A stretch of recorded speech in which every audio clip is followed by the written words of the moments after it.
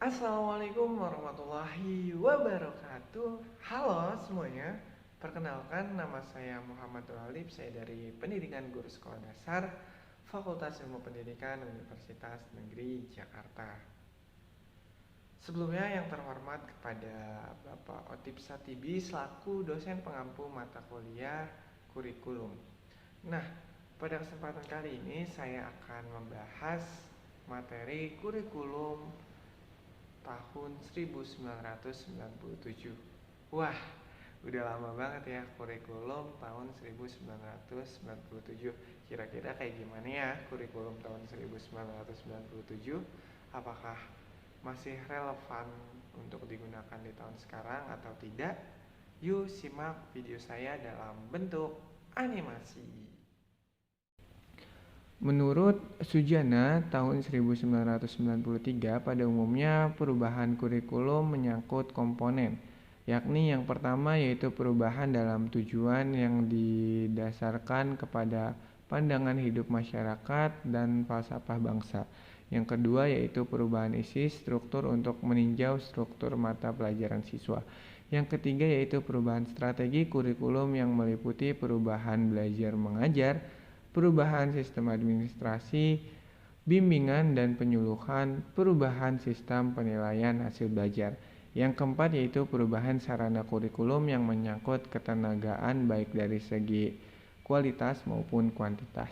Dan yang terakhir yaitu perubahan administrasi evaluasi kurikulum untuk menentukan metode atau cara yang paling tepat untuk mengukur atau menilai sejauh mana kurikulum berjalan efektif. Dalam pengembangan suatu kurikulum banyak pihak yang turut berpartisipasi. Yang pertama yaitu administrator pendidikan, ahli pendidikan, ahli kurikulum, ahli bidang ilmu pengetahuan, guru-guru dan orang tua, murid, serta tokoh masyarakat.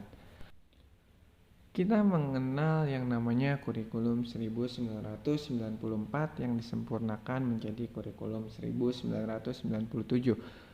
Kurikulum ini merupakan hasil upaya pemaduan kurikulum sebelumnya, yaitu terutama kurikulum 1975 dan kurikulum 1984. Sayangnya perpaduan antara tujuan dan proses belum berhasil. Banyak kritik berdatangan karena beban belajar siswa terlalu berat. Berbagai kepentingan masyarakat juga mendesak agar isu-isu tertentu masuk ke dalam kurikulum. Kejatuhan rejim Soeharto pada tahun 1998 diikuti kehadiran suplemen kurikulum 1999, tapi perubahannya lebih pada menambah sejumlah materi penalaran saja. Terdapat ciri-ciri yang menonjol dari pemberlakuan kurikulum 1994 yang disempurnakan dengan kurikulum 1997. Di antaranya yaitu pembagian tahap pelajaran di sekolah dengan sistem catur bulan, lalu yaitu pembelajaran di sekolah lebih menekankan materi pelajaran yang cukup padat atau berorientasi pada materi pelajaran. Kurikulum ini bersifat populis, yaitu yang memberlakukan satu sistem kurikulum untuk semua siswa di seluruh Indonesia. Kurikulum ini bersifat kurikulum inti sehingga daerah yang khusus dapat mengembangkan pengajaran sendiri disesuaikan dengan lingkungan dan kebutuhan masyarakat sekitar. Terjadinya penyempurnaan kurikulum 1994 di tingkat pendidikan dasar dan menengah. Penyempurnaan dilaksanakan bertahap, yaitu tahap penyempurnaan jangka pendek dan penyempurnaan jangka panjang. Pelaksanaan kurikulum 1997 kecenderungan kepada pendekatan penguasaan materi atau content oriented. Di antaranya yaitu beban belajar siswa terlalu berat karena banyaknya mata pelajaran dan banyaknya materi atau substansi setiap mata pelajaran. Lalu yaitu materi pelajaran dianggap terlalu sukar karena kurang relevan dengan tingkat pengembangan berpikir siswa dan kurang bermakna karena kurang terikat dengan aplikasi kehidupan sehari-hari. Lalu permasalahan di tas terasa saat berlangsungnya pelaksanaan kurikulum.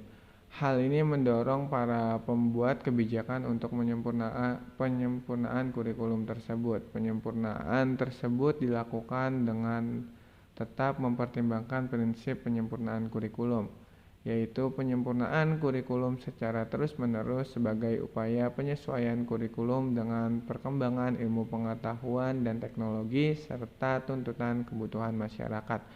Lalu penyempurnaan kurikulum dilakukan untuk mendapatkan proporsi yang tepat antara tujuan yang ingin dicapai dengan beban belajar, potensi siswa, dan keadaan lingkungan serta sarana pendukungnya.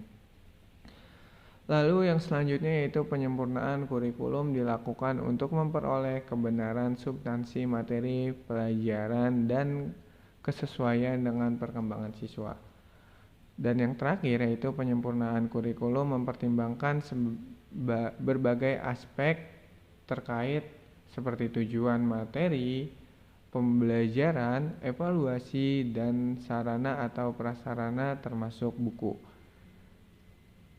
Penyempurnaan kurikulum tidak mempersulit guru dalam mengimplementasikan dan tetap dapat menggunakan buku pelajaran dan sarana prasarana pendidikan lainnya yang tersedia di sekolah. Penyempurnaan kurikulum 1994 menjadi kurikulum 1997 di pendidikan dasar dan menengah dilaksanakan bertahap, yaitu tahap penyempurnaan jangka pendek dan penyempurnaan jangka panjang. Nah, itu tadi penjelasan singkat dari kurikulum 1997. Sekian dulu video kali ini. Semoga penjelasan pada kali ini dapat bermanfaat untuk kita semua. Saya Muhammad Nur Ali pamit undur diri. Terima kasih. Wassalamualaikum warahmatullahi wabarakatuh.